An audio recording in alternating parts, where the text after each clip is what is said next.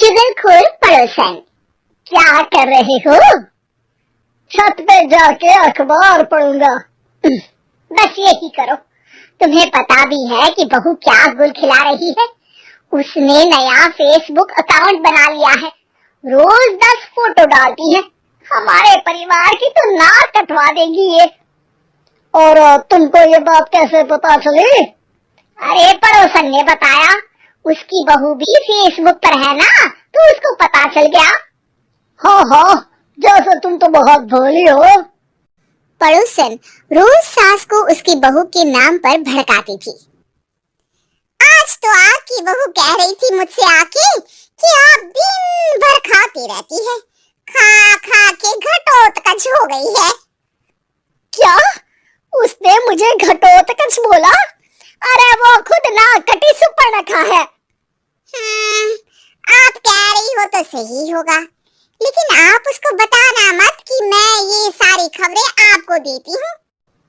शाम को जब बहू पड़ोसन के पास जाती है, आज तो तेरी सास तुझे सुपर्णखा कह रही थी, कल ताड़का भी कह देगी। पता नहीं इतनी अच्छी बहू मिली है, फिर वो तुझे राक्षसनी क्यों समझती है? आप कितनी अच्छी हैं। आप मेरी सास की हर बात मुझे बता देती हो, वरना मुझे पता ही नहीं चलता कि वो मेरी पीठ के पीछे इतनी बुरी बात करती है।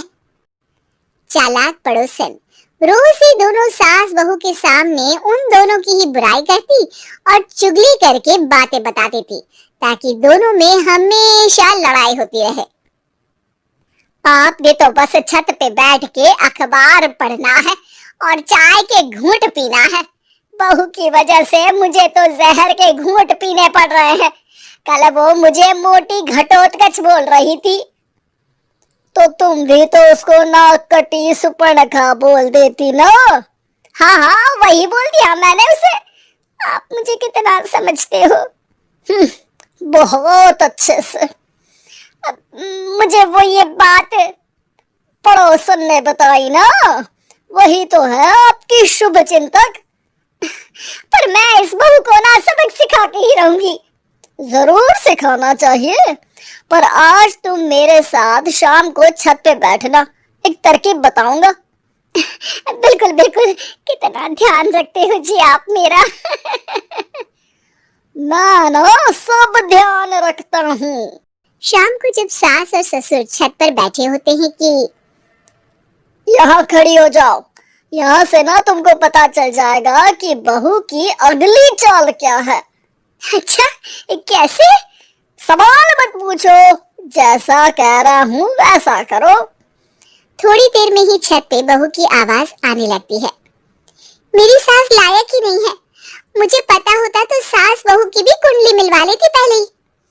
तेरी सास तो मुझे भी पसंद नहीं है। मेरे पास जब भी आती है तेरी बुराई करती रहती है। कभी सुपर्णखा कहती है, कभी हिडिंबा कह के कामचोर भी बोलती है, और कभी कभी तो चुगलखोर भी बोल देती है। काश आप जैसी होती मेरी सास। ऊपर छत पे पड़ोसन और बहू की आवाज सुन के सास के होश उड़ जाते हैं। समझी? जी समझी। सुबह तुम्हारे सामने ये बहू की बुराई करती है और शाम को बहू के सामने तुम्हारी। मतलब आप सिर्फ अखबार नहीं पढ़ते, सारी खबरें भी रखते हैं। अब तो इस पड़ोसन को भी सबक सिखाना पड़ेगा। शाम को सास बहू को जाके पड़ोसन की साजिश के बारे में बता देती है।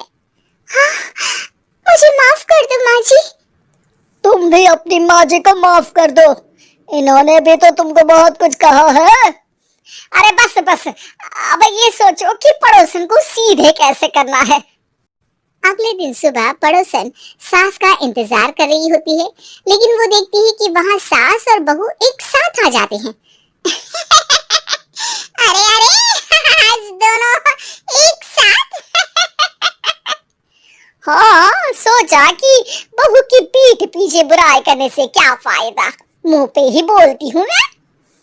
हाँ, मैंने भी सोचा आपको 2 बार मेहनत करनी पड़ती है, एक ही बार में काम खत्म कर लोगी। हैं? वो मैं आप लोगों को कैसे पता चला? क्योंकि ऊपर वाला सब देख रहा है। पड़ोसन ऊपर देखती है, वहां ससुर खड़े होकर हंस रहे होते हैं। मतलब आप हमारी बातें सुन लेते थे? हाँ, सुन लेता था और मजे भी लेता था। आपको तो शकुनी होना चाहिए। क्या चाल खेली है आपने, एकदम सास बहू के सीरियल जैसी। तो बताओ पड़ोसन जी, मेरी बहू ने आपसे अब मेरे बारे में क्या बोला? यही बोला कि सास बहुत अच्छी है, बहुत ध्यान रखती है। अच्छा, और सास ने मेरी क्या बुराई की? नहीं ना की बुराई, हमेशा तारीफ करती है। भगवान सबको ऐसी सास दे। मेरी गलती है जो मैंने आप लोगों में आग लगाने की कोशिश की।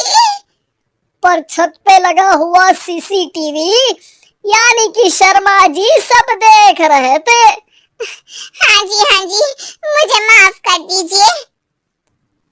माफ क्या, आपको तो अब हम साफ ही कर देंगे अपने वालों की लिस्ट से। आज से आपकी और हमारी बात बंद, लेकिन बुराई जारी रहेगी। अब आपकी हरकत के बारे में पूरे मोहल्ले को बताना तो पड़ेगा ना आंटी जी।